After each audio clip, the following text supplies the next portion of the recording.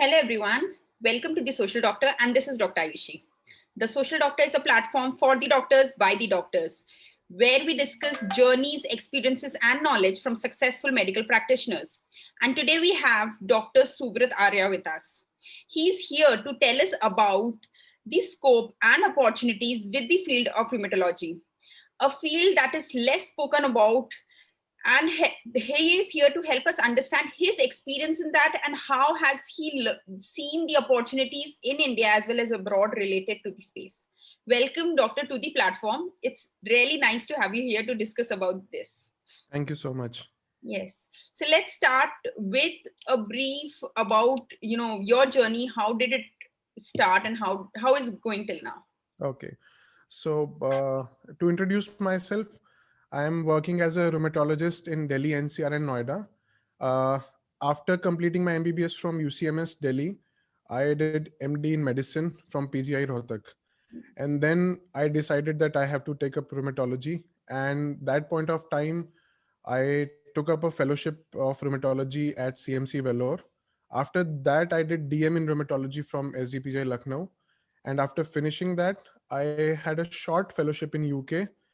And then I started my own clinic in Noida by the name of Dr. Arya's Care. And I'm working as a consultant in JP Hospital, Noida. Yes, yes, yes.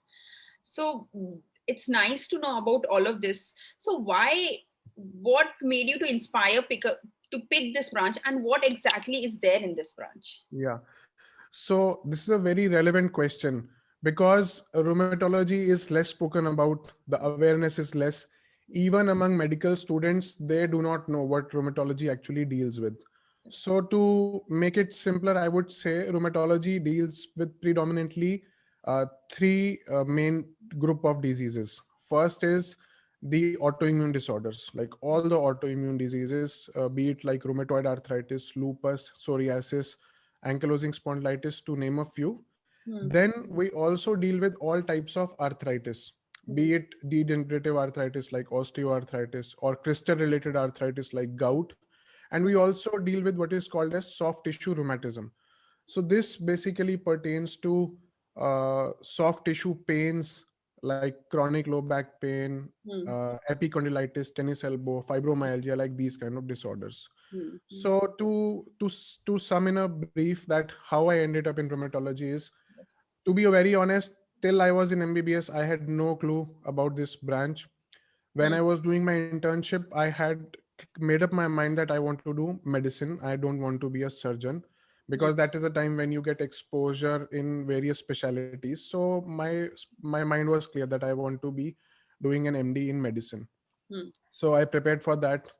I got selected for MD and I did MD medicine from PJ Rohtak. Now, luckily, my guide happened to be a rheumatologist. Okay. And most of the institutes, I would say, don't have a rheumatology specialty. They don't have trained rheumatologist as a faculty. They don't have separate rheumatology OPDs running, and they don't have rheumatology exposure, right?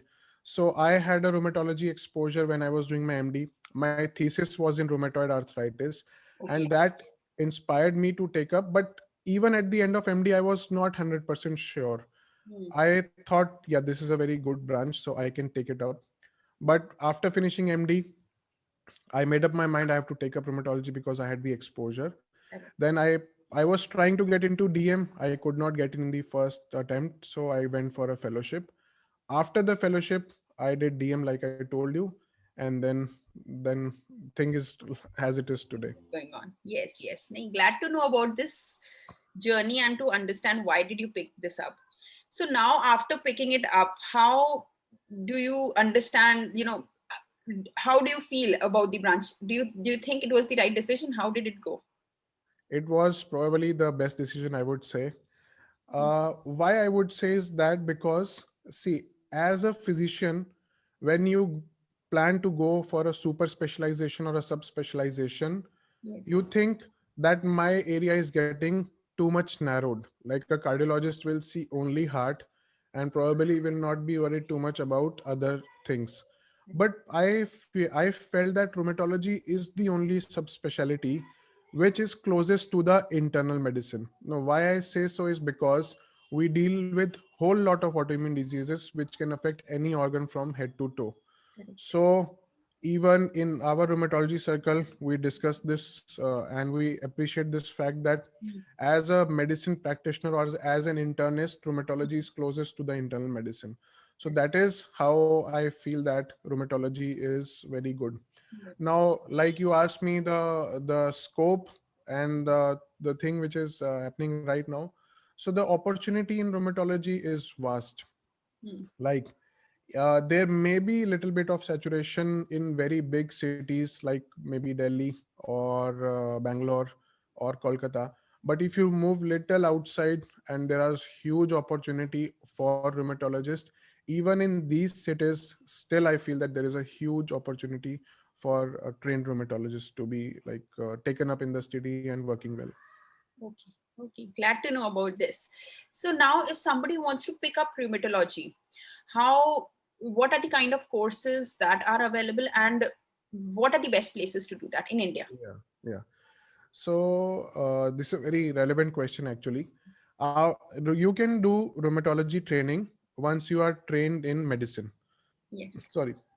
So either it can be MD medicine or it can be DNB medicine. So Correct. once you are done your post graduation in medicine, Mm. now you can opt for training in rheumatology. Now this training can be a DM or DNB, which is like super specialty training in rheumatology, or there are some fellowship options also available. Mm. Now, if I little go in detail, there were a lot of fellowship seats earlier, and DNB seats were very less. So a lot of people were opting for fellowships, and they were doing quite well after doing that. But fellowships, the problem is the duration of training is short, Mm. and the recognition by MCI or the universities is not uniform, and the exam and the curriculum is also different from different places. But DM and DNB, as all of us know, they are standardized exams all over India, Mm. and they are proper conducted by the universities, and they are recognized by MCI and in some other abroad countries as well. Mm. So as of now, today, last academic session, there were 40 DM and DNB seats in rheumatology, which Mm. is way more than the number of seats when I had joined as a DM resident. At that point of time, there were probably 10 only. So now, right now, if anybody is planning to pursue rheumatology, you should only target DM and DNB. If you Okay. don't get it, then probably fellowship can be a backup plan, or even if after doing fellowship you can do DM like I did. Mm-hmm. So what I understand, you did your fellowship also before, and then you pursued DM. So Yes. what advantage did you find, in pursuing DM and not with fellowships? Okay, so I would say some of my friends laughed at me when they got to know that I'm planning for DM again after doing fellowship for 2 years at CMC Vellore. CMC Vellore is a fantastic place. It's a international level hospital with Mm. patients from all over the India and also from neighboring countries.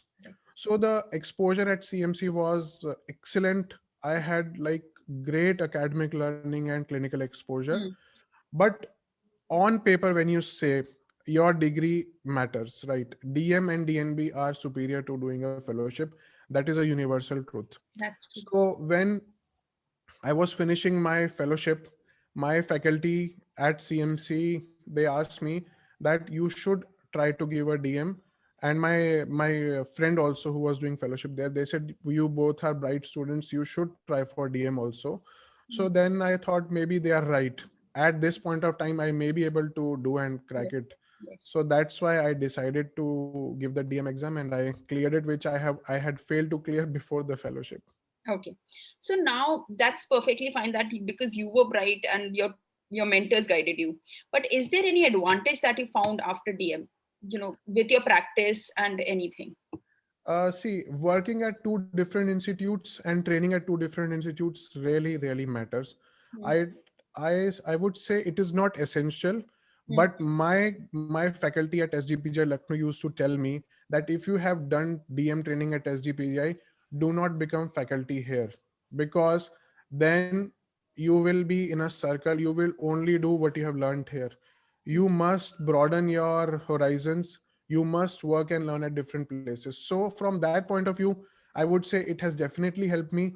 But for most of the people, I would say there is no need to do both the things. For my case, it was a different, but you target for DM and DNB, and once you clear that, then you can decide your future path ahead from that area. Okay. Okay, nice to know that. Yeah. So now you have settled in a metro. We have already discussed about the scope here, but is there, because of the less awareness about the branch, is there a need in the non-metros and tier 2, tier 3 cities as well? Can people settle down there as well after this? Yes. Actually, I would say there is more need of rheumatologists in the periphery. Okay. There is no dearth of the patients of rheumatological diseases. Actually, they don't know where to go. Yes. And the physicians also who are treating them, or orthopedicians or physiotherapists who are treating them, they don't know where to send those patients, right? Correct. So if you go to little outside from the main metro cities, and this holds not only for rheumatology but all the specialties, even for gastro, cardio, nephro. So the initial 1 or 2 years will be a struggle. You need to have patience, but once your name is established, then you will probably do much better than what we are doing in the metros. So I know a lot of my friends who were from like tier 2, tier 3, 3 cities, and they have moved back to their home after doing training in the rheumatology, and they are doing exceptionally well, and they are doing very, very well. For people like me who were born in Delhi and they have home in Delhi, so moving out is a big and difficult decision, which I may not take up. But if you are planning to do that, it can be a very, very good decision. That's really nice to know. So now, when you mentioned that, normally because people do not know about rheumatology, in fact, not even physicians, orthopedicians, and physiotherapists. So isn't it a problem for people to get established in the initial go? And doesn't it happen that because mostly people with rheumatoid arthritis or with tennis elbow go to an orthopedician, and doesn't it happen that, are there times that orthopedic people do not refer to you, or how do you manage that? Yeah, you are absolutely right. See, sometimes they don't know where to send, Hmm. not because they are not aware. It's because lack of availability. In Okay. Delhi, in Noida, we have a lot of rheumatologists working, and we are all doing well.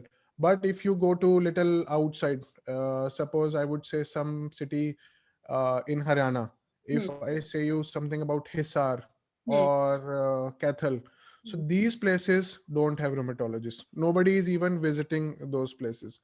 So they don't have a choice. Even if they tell the patient cannot go to rheumatologist every month or every 2 3 months because of the logistic and Yes. Yes. other factors. So in that way, they have to treat, and they treat also. Hmm. But I would say, if a person establishes himself in those areas which are the lacunae where rheumatologists are not there, Hmm. it will take some time, Hmm. but with time that person will get established. I know few people working in little periphery from the big metros, and they don't have appointment for the patients for next 2 or 3 months. So Hmm. this is the kind of number of patients they are seeing right now. It will take time, right? You cannot imagine like you the on day one you will be welcomed as a Yes. hero and you will establish yourself. That cannot happen. So you have to have patience. Even for metros, you have to have patience. A new person takes time to establish. Correct. Correct. That's so rightly said. Yeah. So now, when you have mentioned about the scope as well as settling down, what are the kind of job opportunities that person can look forward to in this branch? Okay. So I would break this into two: the government sector and the private sector. Now, unfortunately, lot of government institutes don't have any seat for a rheumatology faculty. AIMS, which are coming up in a big way in multiple cities in Hmm. India right now, most of the AIMS have a scope for rheumatology. Or if you speak to the director or the administration, they are ready to take up a rheumatology. So the bigger institutes definitely have it. But if you ask about smaller institutes, even in Delhi, Hmm. except for AIMS, Delhi, and probably in RML hospital, There are people working as rheumatology, and rheumatology clinics are there, but in most of the other government institutes, even in Delhi, there are no rheumatology faculties. So you can imagine what will be the scenario in the periphery. Correct. But things are changing. We are hopeful that this will change. Hmm. And coming to the private sector, there is a huge opportunity, I would say. Maybe not in a big way in metro, because there are a lot of people already there, and the metros are the first ones to get saturated, because most of the people want to work here because of the salary benefits and the living conditions in the metros. But if you go little outside, lot of private hospitals are willing to take a rheumatologist. Hmm. Even we people who have completed DM not very long ago keep on getting offers from here and there. And obviously once you are settled, you cannot move there, so we inform our juniors that they can take up and go there. Yes, yes, Yeah. that's true. That's true. Nice to know about Yeah. these opportunities. So now you have also done your fellowship internationally after DM. Yes. So what was it all about, and what are the other opportunities for fellowships if somebody wants to go? And Okay, so places also. yeah. So for rheumatology, the good thing is ki, our rheumatology circle is a very small, well-knit circle. Most of the senior faculties know where the rheumatology training is happening. They know the students who have completed DM, because there are not many rheumatologists in India. So they support and they promote their upcoming young rheumatologists and their students very, very well. So Indian Rheumatology Association has done a lot of things in this. They keep on coming up with international fellowships. I did Indo-UK fellowship. There is other one called as EPLAR fellow. There is another one called as ACR fellowship. And so there are multiple fellowships available. Hmm. For rheumatology, I would say we have to apply for these fellowships to our Indian Rheumatology Association. Hmm. And there is a you have to send your CV and a brief interview happens, and then they shortlist the candidates to do that. Hmm. So this is how a person who has already done rheumatology training in India can do a fellowship abroad. Hmm. But if you ask me what are the rheumatology trainings to be done abroad, so Yes. a person can go abroad at any level. After MBBS, if you go out, then you have to do medicine training in that particular country, if say UK or US. So you have USMLE and the UK exams, and once you have done MD training there, then you can apply for super specialty. Their system is little different from India. They don't Hmm. have MCQ exams for that. They have to put up their CVs, they have to give an exam, and they have to shortlist their institutes. So this way that can be done. Okay. If you have already done rheumatology training in India, then also you can go abroad for a rheumatology training, not fellowship. So that can be done through MTI in UK, Hmm. and you can apply for similar things in US and Australia as well, which are the preferred destinations for various students to who are planning to go abroad. Hmm. Hmm. Hmm. Hmm. Okay. Nice to know. So now, after, you know, understanding after the fellowships, if somebody picks up a job in the branch, what is the kind of, job security and pay scale for a fresher in this? Okay. So again, I will divide this answer into different parts. Firstly, let us see what is happening in the government setup. Okay. So entry level for an assistant professor in a government medical college, the pay scale starting around is from 1.1 to 1.25 lakhs per month. This may vary from state to state and university to university, Okay. but this is the current one, which I think is being followed in NCR and probably in SDPJ Lucknow also, and the bigger central universities. But besides this, there are a lot of other perks also. Like you get vacations, you get holidays, you get research grants, you get grants to buy books, you get grants to Okay. buy equipment like your laptops, Hmm. and you can apply for other kind of research equipments also. Hmm. Hmm. But in a private setup, Hmm. it completely depends upon where you are working Hmm. and how much work effort you are putting in. So suppose if you are a full-time consultant in a good hospital, they may start somewhere from 1.5 to 2 lakhs per month. But this Right. also can vary from place to place. Hmm. If you are a person who is visiting multiple hospitals and multiple clinics, it may be a struggle initially, but once you are established, then probably there is no limit. I know people who are making very good amount by visiting multiple places and doing referrals also. Hmm. Okay. Okay. Nice to know about this. Yeah. So now, when you are in this branch, what are the good things and the challenges that you have faced with this? Okay. So the good thing is, like I told you, it is the closest branch to internal medicine.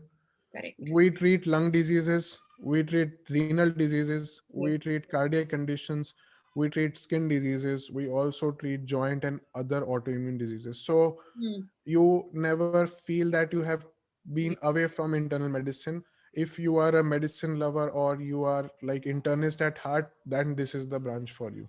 Hmm. Then second good thing is, it is a very sophisticated branch. Like most of the people cannot do the job which you do. It Hmm. is not like I'm sorry to say, not like diabetes which every physician treats. Like, so it is a very sophisticated branch which is very rapidly upcoming. Like every now and then we get newer immunosuppressants, newer molecules, newer upgraded technologies coming up. So uh, there is so much to learn. There is no stagnancy in rheumatology. Like Hmm. every now and then something is happening and we are Hmm. coming up. Hmm. The other good thing is that we have lesser of emergencies and it is mostly an OPD type of a branch. Emergencies are not very common, but yes, they can be there, but not like cardiology or nephrology.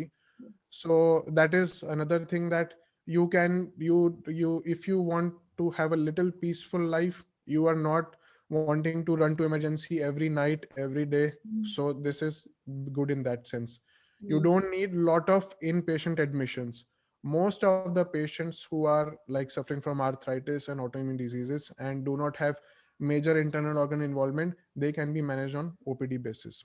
Okay. So these are the good things. The challenges I would say is again the lack of awareness, because still it is coming up. Not many people know. They would not send you the patients at the right point. They are sometimes rheumatoid patients come to us with so severe deformities which are hardly seen these days, and the Hmm. patient says we were told कि ये ठीक नहीं होगा, Hmm. like it will never get treated. Hmm. Whereas if we treat even those patients, they become so better, but the deformities cannot be reversible. So Yes. this is a challenging part which I face, that awareness should be increased, and we are doing our bit in increasing the awareness, and it is improving day by day. Yes. Yes. Yes. That's nice to know, and definitely, awareness will increase. Until now, also in the last 5 years, the awareness has really increased a lot with the branch, and hence now we can see many rheumatologists in the city Yes. practicing and doing really well, as you mentioned.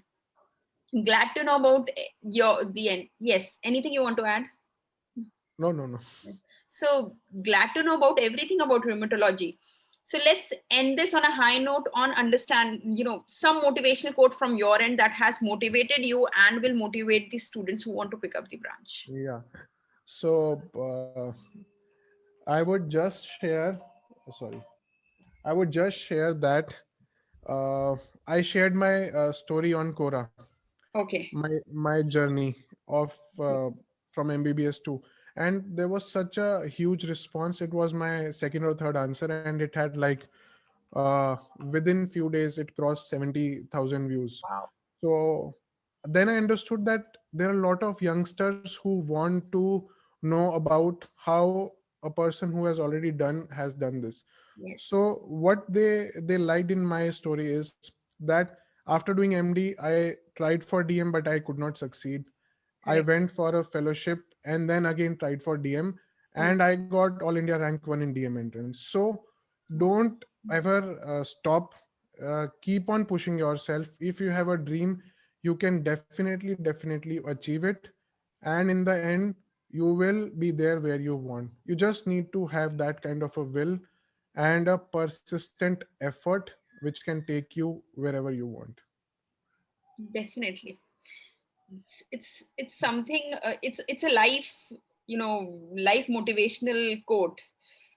Whether in medicine or not, it is something that always inspires you to push all the efforts for your goal and to just move. And I'm sure, your discussing about a journey really inspires many people. And so that is the reason on the Social Doctor we do that, to Yeah. inspire people and to help understand the Yeah. journeys. Thank you so much, Dr. Subrat, for discussing your journey, your understanding about the branch, and inspire so many people out there who wants to understand about rheumatology and to pursue the branch as well. Yeah. I would like to thank you, Dr. Ayushi, and your platform, The Social Doctor. I saw all your previous videos, and I must say you are doing a fantastic job selflessly, and it is helping so many youngsters. And I hope this and other videos of yours will help other people surely in future. Thank you so much. It really helps me to be inspired every day by listening such comments. Thank you so much for inspiring me also. And thank you so much everyone for joining us at this time for such an interesting discussion. I'm sure it must have added to your knowledge. Do share it with your friends and colleagues. This will help them to understand about the branch and to give them a better perspective to pursue this. So also do follow us on our YouTube as well as Instagram channels as well, where you can find all our old videos that can also help you with your career growth. Thank you so much, Dr. Subrat, for joining us and helping us as well as many people out there to pursue this. Thank you so much, everyone. Have a good day. Bye-bye.